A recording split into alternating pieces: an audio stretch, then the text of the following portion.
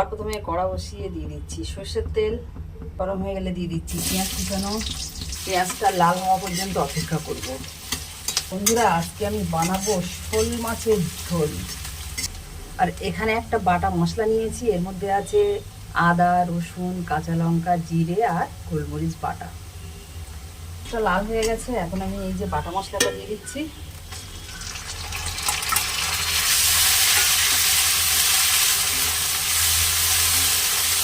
বেশ কিছুক্ষণ ধরে কষিয়ে নেব।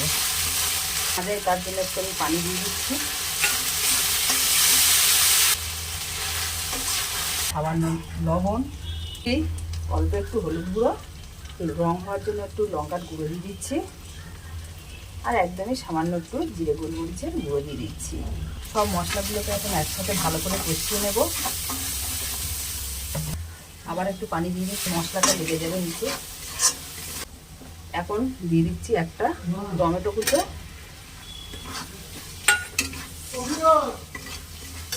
আবারও একটু দিয়ে দিচ্ছি পানি।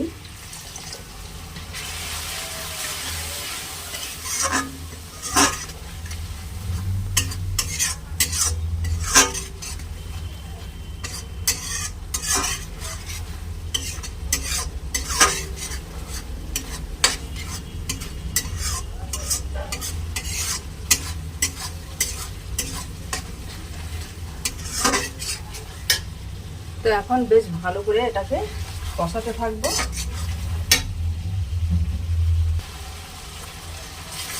তো দেখতে পাচ্ছেন কষাতে কষাতে বেশ সুন্দর করে অনেকক্ষণ ধরে আমি কষাচ্ছি। মাংসের মতনই বেশ অনেকক্ষণ ধরে করে কিন্তু কষাতে হবে।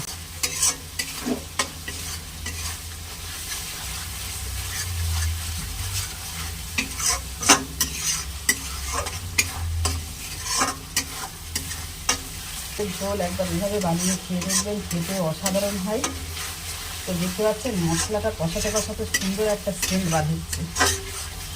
মাংস যদি মাছ রান্না করতে চান তাহলে এভাবে একবার শোল মাছ বানিয়ে দেখবেন।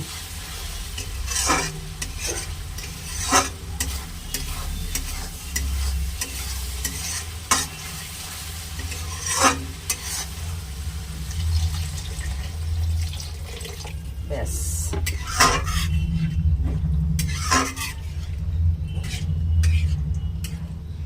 এবার একটু লবণটা দেখে নেব, ঠিকঠাকই আছে আপাতত। মাছ দেওয়ার পরে আবার একবার দেখতে হবে। তো এবার আমি দিয়ে দিচ্ছি ঢাকনাটা বন্ধ, ফোটা পর্যন্ত অপেক্ষা করব। কিছুক্ষণ বাদে ঢাকনাটা খুলে নিচ্ছি। এবারে মাছটা দিয়ে দেবো। তো সবার প্রথমে দিয়ে দিচ্ছি যে শোল মাছের মাথা। অনেক বড় মাছ, তো আমি আধখানা মাথাই আজকে রান্না করছি, আর আধখানা অন্যদিন করবো।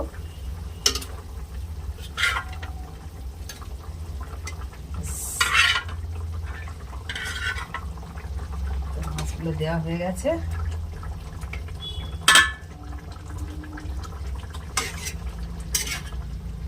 আবার ঢাকনাটা বন্ধ করে দিচ্ছি।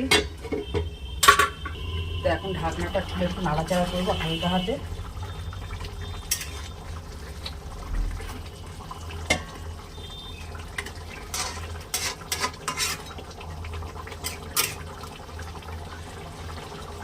আবারও ঢাকনাটা দিয়ে দিচ্ছি, আবারও ঢাকনাটা খুলে নিচ্ছি। এবারে উপর থেকে একটু ঢাকনাটা দিয়ে দিচ্ছি, ঢাকনাটা বন্ধ করে দিচ্ছি। তো মাছের ঝোলটা আমার হয়ে গেছে, গ্যাসটা বন্ধ করে দিচ্ছি। তো কিছুক্ষণ বাদে দেখাচ্ছি। তো কিছুক্ষণ বাদে আমি ঢাকবো। দেখুন রংটা কত সুন্দর হয়েছে,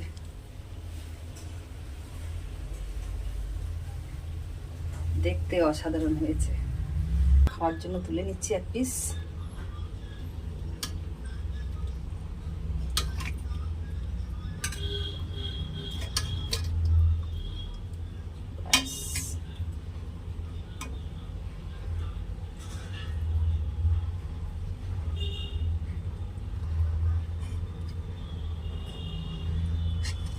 দেখুন বন্ধুরা, দেখতে দারুণ লাগছে।